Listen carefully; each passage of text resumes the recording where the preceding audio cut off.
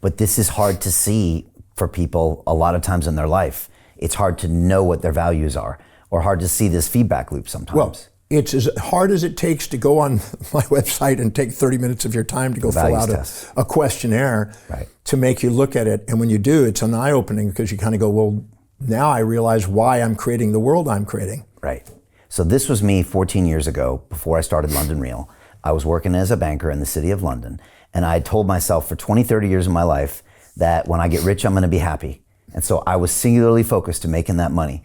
And I had done the bank, and I had started doing it, and I was doing it, and I slowly realized that that was not my highest priority value. And I had to drag myself in. I was like the worst employee at the end. And I was drinking myself to death because I was unhappy, and I couldn't see it because I was so fixated that this had to be the solution to my life. And then one day, I don't know, actually I took a meditation course for some reason, and I got to see myself for a glimpse, John. Wait a second, you're just miserable. Why are you doing this stupid thing that's making you more and more miserable? You've got to stop. And then didn't realize what was happening at the time, but now that must be it, is that I realized that I wasn't living to my values. Anytime you're not fulfilling your highest value, you go into the amygdala. When you do, you create addictive, compulsive, impulsive, immediate gratifying behaviors, thinking that this will solve my problem. That's a normal behavior. Okay, so that's a sign. Anytime you have impulsive, compulsive type of behaviors, immediate gratification, you automatically, it's a sign of unfulfilled highest values. So finding out what that highest value is and starting to prioritize your life to do that and delegating lower priority things liberates the unfulfillment, allows you to have more fulfillment. All right, so go deep on that. Go to your website and fill out the questionnaire. And then you already said, yeah, take it's free. And you said, retake it again in a week because you probably are lying to yourself the first time. Most people, I've been doing value determinations 47 years. Okay. I took your values test a year or two ago. 47 years ago, I asked myself, why is it that some people walk their talk and some people live their life? Why are some people doing what they say and others don't? Why is McGregor in his 1960 thing had theory Y and theory X? Some people are intrinsically driven to do things and other people have to be constantly reminded and motivated. Why? And that led me to the study of axiology, which is a study of values and worth. And there's only about a dozen books in English on that. I devoured them all. I'm amazed at the most important topic of the friggin' human behavior. It has only 12 books on the market at the time. But I realized that most of the works that were written were about how we ought to be, not how we are. And David Hume, the Scottish philosopher, outlined is versus ought. You know, how we ought to be in society versus how we are in society. And I realized that most people were indoctrinated by the moral hypocrisies from mothers, fathers, preachers, teachers, and religions and politics. And they said, well, this is how I ought to be. And they're trying to fit in and conform to the system. And then there's how we are.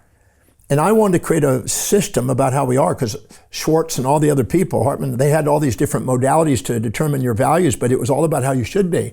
And it was very superficial and very subjective.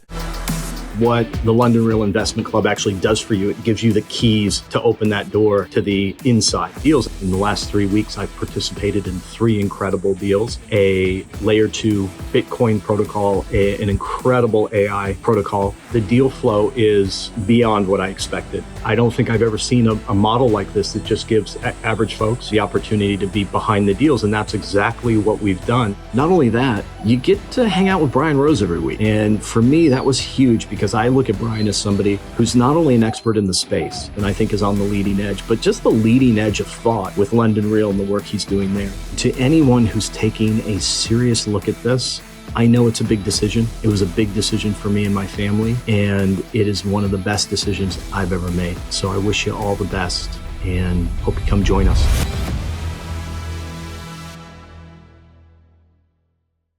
I want to create some more scientific, more objective questioning that allows us to look at what your life demonstrates. Because every decision you make, every perception you make, every action you take is based on those values.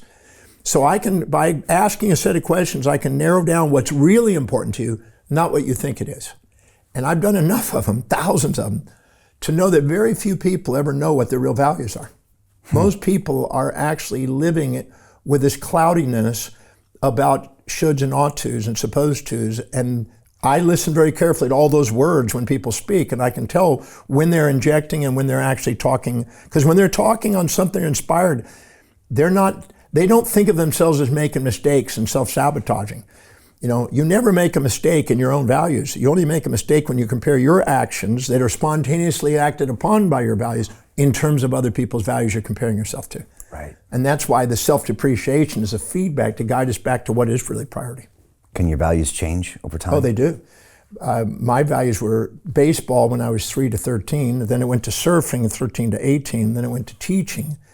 And probably until my end of my life, that would probably be my highest priorities is teaching. Has your value in that teaching space kind of morphed and changed? Oh, yeah. Okay. It started in the health area. I devoured everything on health and physiology and nutrition and that area.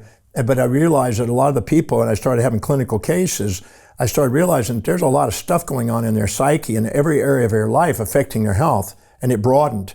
And so it realized that well-being, wellness, was really more broad than, because Ornstein talked about the people we associate with affecting our illnesses. And if we hang out with different people, we get different physiological responses. And if we're around people that are inspired by something versus dramatizing, and then it affects our physiology. So all areas of our life are affecting health. In fact, all areas are affecting all other areas. Your finances are affected by these others, and your finances affect all others. So I started to think more holistically, and that expanded my outreach, because I started in the health field lecturing on health back in the 70s, 80s.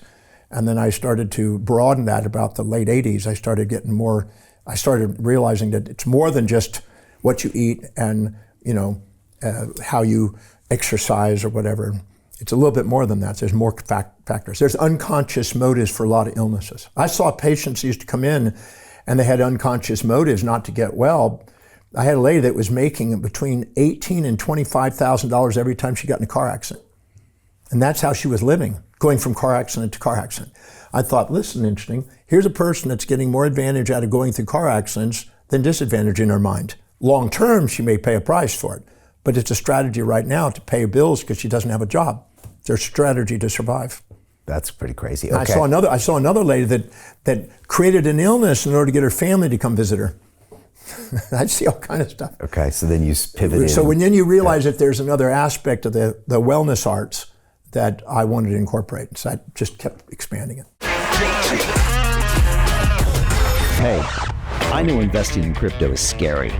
It takes a real leap of faith because there are so many scams, rug pulls, and bad actors out there. It's a dangerous business, which is why 95% of people lose all their money.